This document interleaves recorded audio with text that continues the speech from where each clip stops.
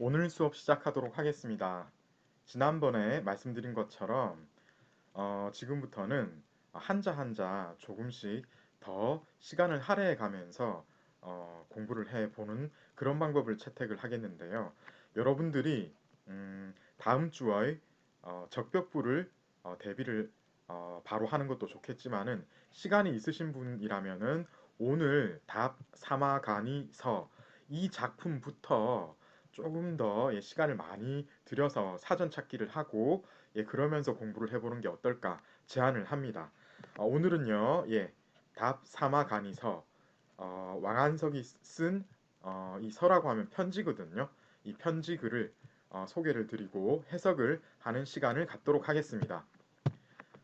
우선 어, 답 사마간이서는 조금 전에 말씀드린 것처럼 편지 글입니다. 이 서로로 끝나면은 크게 이제 두 가지가 있는데요. 상소문으로서 이제 제왕 군주한테 건의를 드리는 그런 게 있어요.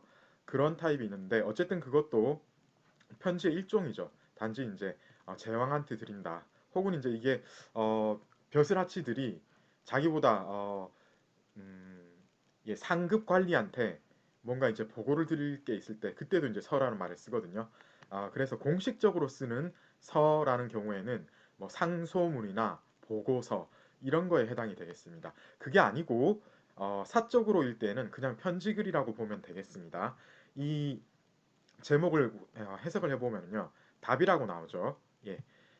편지글 중에서 어떤 사람이 다른 사람이 한테서 이제 자기한테 온 편지에 대해서 답장을 할 때는 이렇게 답 그리고 용건 끝에 서 이런 식의 제목을 취합니다.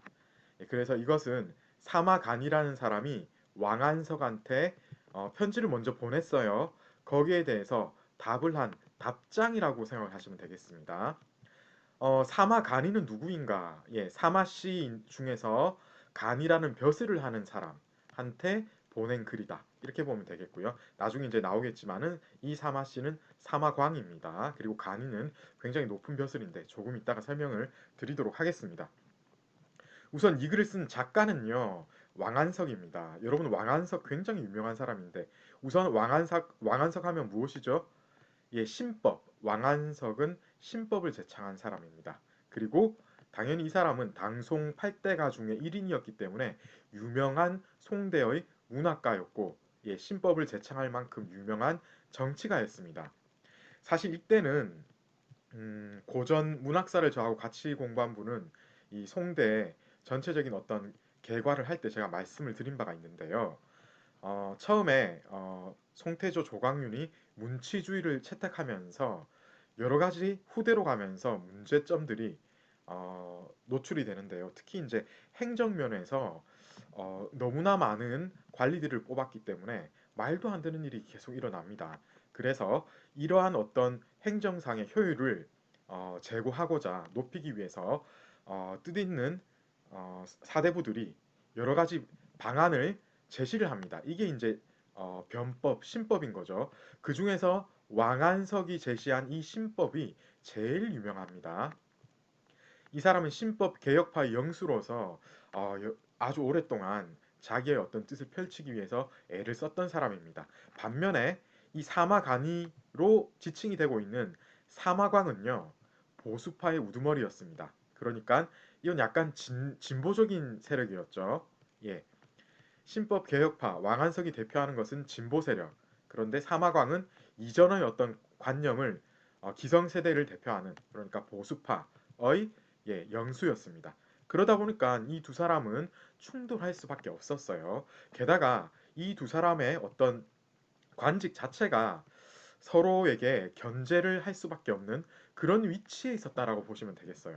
그 당시 황제는 왕안석을 중용해서 신법을 야심차게 시행을 하고 있었습니다.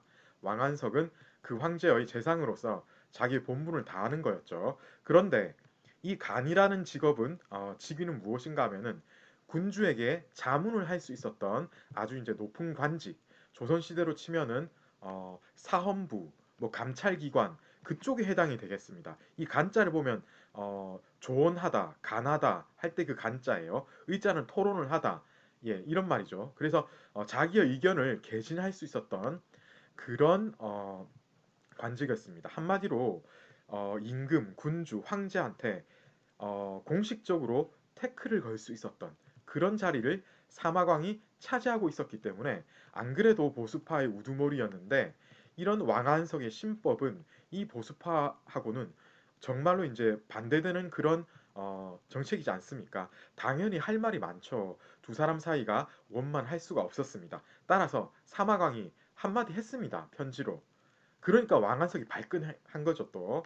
그래서 이제 자기 대답을 어, 조목조목 어떻게 보면 따져가면서 자기의 입장을 설명하는 글을 쓴 게 바로 이 답 사마간이 서라고 보시면 되겠습니다. 물론 이게 이제 공식적인 어떤 답변이나 다름없기 때문에 높은 벼슬을 하고 있었던 이 두 사람 사이의 어떤 알력이 있었을지라도 그 전체적인 격식을 갖추어서 상당히 이제 그 당시의 어떤 편지 문화를 대표할 수 있을 정도로 앞, 뒤, 중간 할 것 없이 잘 격식을 갖춘 글입니다만은 그 내용의 이면을 보자면은 그야말로 서로 첨예하게 의견이 대립되고 있었음이 자명하게 밝혀지는 그런 편지글이다. 라고 보시면 되겠습니다. 사마광은요, 굉장히 유명한 사람입니다. 여러분, 지지난 시간에 우리가 24사, 25사에 대해서 알아볼 기회가 있었습니다. 그게 물론 어떤 정식 역사서로서 중국 역대의 왕조들이 인정한 역사서입니다만은 그것 말고도 다른 중요한 역사서가 많은데 자치 통감은 그 중에서도 단연 자타가 공인하는 송대 까지의 역사를 정리한 거의 가장 유명하고도 인용이 많이 되고 있는 그런 역사서입니다.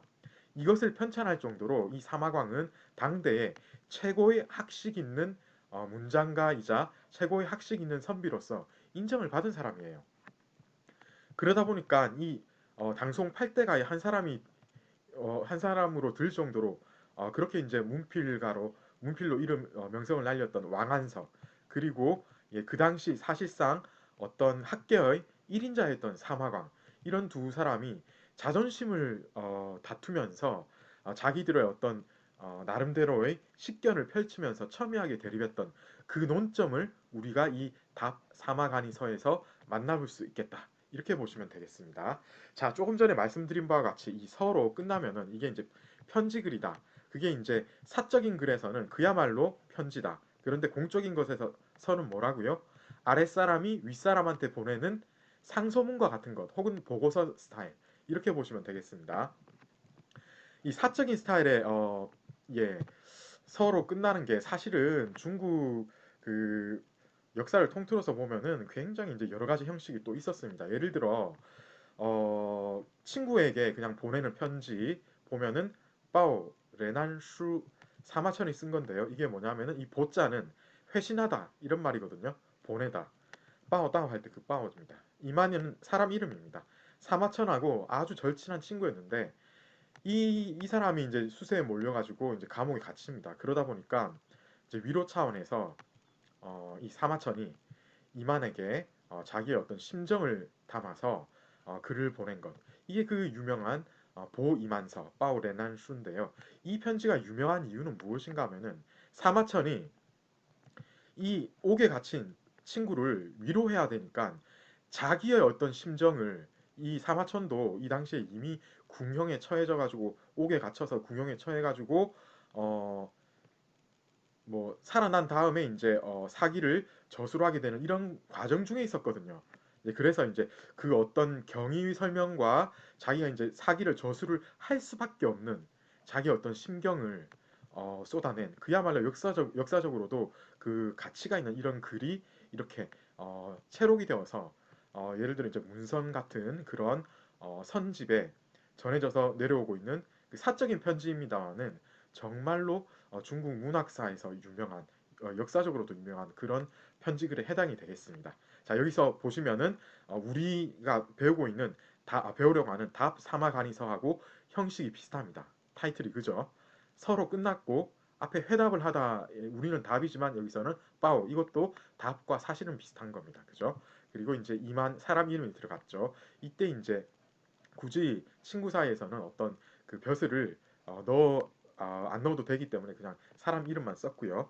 그 다음에 특히 이제 이 위진남북조를 거치면서 당나라의 때 이르기까지 절교서가 굉장히 유명했습니다. 여러분이 절교라는 게 무슨 뜻인지 알죠, 여러분? 교류를 끊는다.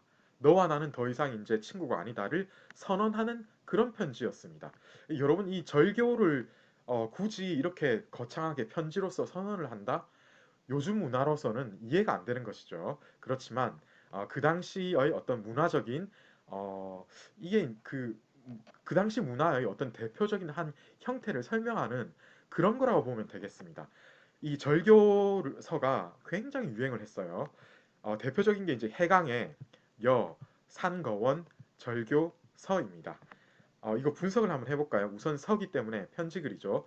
절교, 그러니까 어떤 교유를 끊음을 선언하는 그런 편지글입니다. 산거원은 산도라고 당시에 굉장히 유명했던 문인입니다. 이 거원은 그 사람의 자였죠. 이 여는 이제 주다. 그죠? 그래서 또는 누구누구에게 라고 해당이 되겠고 그래서 산도에게 절교를 선언하는 편지글이라고 이 제목의 해석이 되겠습니다. 이때 무슨 일이 있었냐면은 이게 이제 위진남북조 시기 특히 이제 진나라 때 해강은 이전에는 음, 높은 그 귀족 출신의 집안이었는데 진나라가 위나라를 집어삼켰죠. 사마씨가 조조의 어떤 집안을 물리치고 자기가 이제 나라를 새로 세워가지고 진나라로 칭하고 그때부터 이제 여러 인재를 등용을 하는데 산도는 새로운 정부에 참여를 하는데 그러면서 이 해강을 청거를 합니다. 그런데 이 해강은 감정이 안 좋았어요. 사마씨한테. 왜냐하면 이전부터 쭉 내려왔던 자기의 지위를 이 사마씨가 왜냐하면 이제 새로 정권이 생기면은 옛날 세력의 어떤 지위를 전부 탈락을 해야지 자기가 이제 마음대로 어떤 새로운 정책을 펼 수 있지 않겠습니까? 황권 강화 그런 차원에서 이 옛날 그 기존의 세력에 있던 어떤 그 지위나 그 여러 가지 이권들을 다 박탈을 합니다. 따라서 이전부터 대대로 내려오던 그 귀족이었던 해강 입장에서는 너무나 이제 좀 얄미운 거예요. 이 사람들하고는 같이 이제 일을 하기가 싫습니다. 그런데도 불구하고 자기의 절친이라고 믿었던 산도가 자기 심정은 몰라준 채 이 사마씨 새 정부한테 자기를 추천해서 같이 일을 하자라고 이렇게 이제 청거를 하다가 보니까 이 사람이 너무 화가 난 거예요. 그래서 이런 편지를 써가지고 당신과 나의 어떤 깊은 교분을 감안했을 때 우리 사이는 그야말로 누구에게도 부러울 것이 없는 그런 사이였음에도 불구하고 지금 당장 나의 원수로 생각되는 이 사람들한테 자기를 추천한 것을 보니 당신은 나의 심정을 하나도 모르는 나의 직위가 전혀 아니다. 그러므로 나는 당신과의 교제를 지금부터는 끊기를 선언합니다. 하고 편지를 보낸 글입니다. 자, 이런 식으로 이 편지 글에는 여러 가지 형태가 또 이렇게 있었습니다. 추천서는 이 산도가 아마 사마씨한테 추천할 때 아마 추천서 비슷하게 썼을 거예요. 그죠? 이런 게 예를 들어서 이제 누구누구를 추천한다 이런 말이 이런 마치 격식을 갖춘 것처럼 이런 식으로 막 고정된 형태로 있지는 않았지만 이건 오히려 근대 이후로 이런 것들이 많이 유행하죠. 여러분이 알고 있는 그 추천서 바로 그게 이겁니다. 실제로 여러분들이 아마 어떤 회사나 아니면은 상급 기관에 올라가야 된다든가 이런 일이 있을 때 혹은 이제 예, 직장에서 직위가 조금 이제 상승이 되어야 될 때 추천서를 아마 받아야 될 일이 있는 것 같습니다. 사실 이게 추천서 문화는 동서양을 막론하고 있는 겁니다. 우리나라에도 물론 있고 아마 여러분들이 이 추천서를 잘 받으면은 어디에 출세할 수 있는 좋은 기회가 아마 지금도 그런 기회가 있는 게 아닌가 이런 생각이 드는데요. 얼마 전까지만 해도 사실 우리나라에서 이 추천서는 굉장히 큰 작용을 했는데 요새는 점점 추천서의 위력이 조금은 사라지는 경향이 있는 게 아닌가. 왜냐하면 이제 너무나 이거는 어떤 공적으로 일을 해야 될 영역을 사적인 차원으로 넘어가기 좋은 이런 조금 안 좋은 문화적인 특성이 있거든요. 그렇기 때문에 부정적인 측면 때문에 요새는 약간 이거에 대해서 이 문화에 대해서 조금은 꺼려하는 분위기가 있기 마련인데요. 그렇지만 사실 이 추천서 문화는 이게 양성적으로 객관적인 평가를 해준다는 어떤 전제가 있다면은 괜찮은 어떤 문화라고 생각이 됩니다.